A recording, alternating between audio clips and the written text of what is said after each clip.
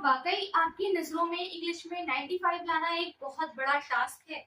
नहीं, ऐसा बिल्कुल भी नहीं है। क्योंकि इंग्लिश में आज मैं आपको ऐसी बात बताने वाली हूँ, अगर आपने ध्यान से सुन लिया और समझ लिया तो लास्ट ईयर की जैसे आप लोग बिल्कुल भी नहीं करेंगे। लास्ट ईयर क्या हुआ था, बच्चों ने यही गलती की थी जिसकी वजह से एग्जामिनर ने उनके मार्क्स कट किए थे और बोर्ड एग्जाम में उनके अच्छे मार्क्स नहीं आए थे।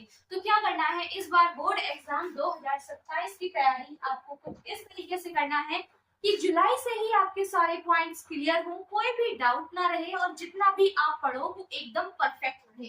तो इंग्लिश में 95 लाने का इजी टिप्स एंड ट्रिक्स बस यही है। आप इसको ध्यान से समझते हो तो इंग्लिश में आपके बहुत अच्छे मार्क्स आते हैं। फर्स्ट क्या करना है, आपको आपकी जुलाई शुरू हो चुकी है तो आपको क्या करना है, यहाँ पर आपको 30 मिनट इंग्लिश की क्या करना है, डेली 30 मिनट आपको अपनी इंग्लिश में देना है। ज्यादा नहीं देना, से ध्यान रखना कि इंग्लिश में डेली आपको 30 to 20 मिनट्स देना ही देना है। नेक्स्ट आता है एनसीईआरटी की हर लाइन पढ़ना है। बेटा आपने खुद इस चीज को नोट्स किया होगा कि एनसीईआरटी जो होता है, अगर हम एनसीईआरटी को पढ़ लेते हैं तो क्या होता है, हमारे सारे डाउट्स क्लियर हो जाते हैं, है ना। एनसीईआरटी खूब डीप से आप पढ़ो और आपके पास एक क्या होता है, हाइलाइटर होता है, जिसके जरिए से आप अपने अपने जो इंपॉर्टेंट पॉइंट्स हैं उसको हाईलाइट कर लो ताकि आप जो कर रहे हो वो आपको दोबारा ढूंढना ना पड़े। ठीक है, एनसीईआरटी की हर लाइन को बहुत ध्यान से पढ़ना है। थर्ड आता है चैप्टर पॉइंट क्वेश्चन के साथ पढ़ो।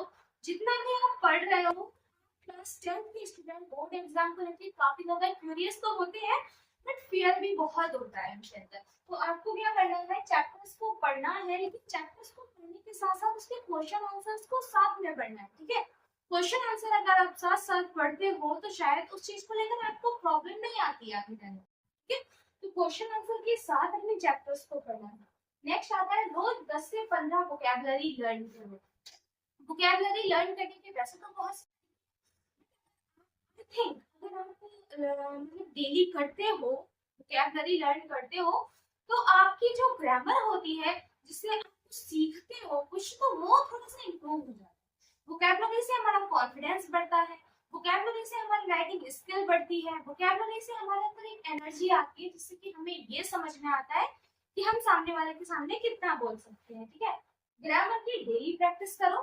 ग्रामर जो है आपकी उसकी प्रैक्टिस डेली करो, क्योंकि ग्रामर की अगर आप प्रैक्टिस डेली करते हो तो क्या होता है, उससे आपका जो पैसेज होते हैं, जो आप पैसेज लिखते हो, पैराग्राफ लिखते हो और आप जो राइटिंग करते हो वो सब आसानी से आप कर पाओगे।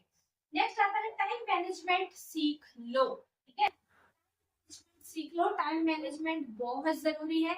अगर आप टाइम मैनेजमेंट सीखते हो तो शायद आपको इतनी प्रॉब्लम उस चीज में नहीं आती है। ठीक है, तो टाइम मैनेजमेंट समझ के चलो कि हाँ मुझे किस तरीके से करना है तो मैं कैसे करूँगा।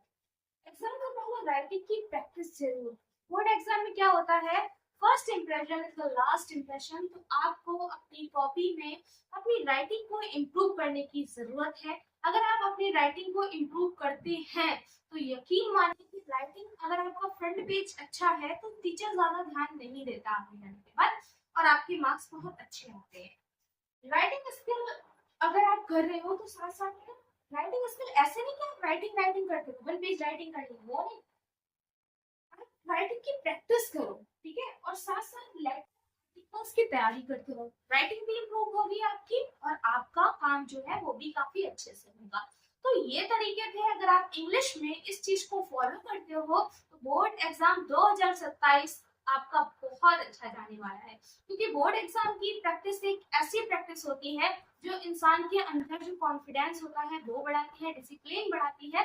तो ध्यान रखना कि बोर्ड एग्जाम बहुत अच्छा कर आना और बिल्कुल भी मार्क्स को डिडक्ट नहीं करवाना है। ठीक है, तो इंग्लिश में 95 मार्क्स लाने की इजी टिप्स यही था कि आपको इन सभी बातों को ध्यान से रखना है, समझना है, ताकि आप बोर्ड एग्जाम में बहुत अच्छा कर पाओ। इन चीजों को ध्यान रखोगे तभी आप बोर्ड एग्जाम में बहुत अच्छा कर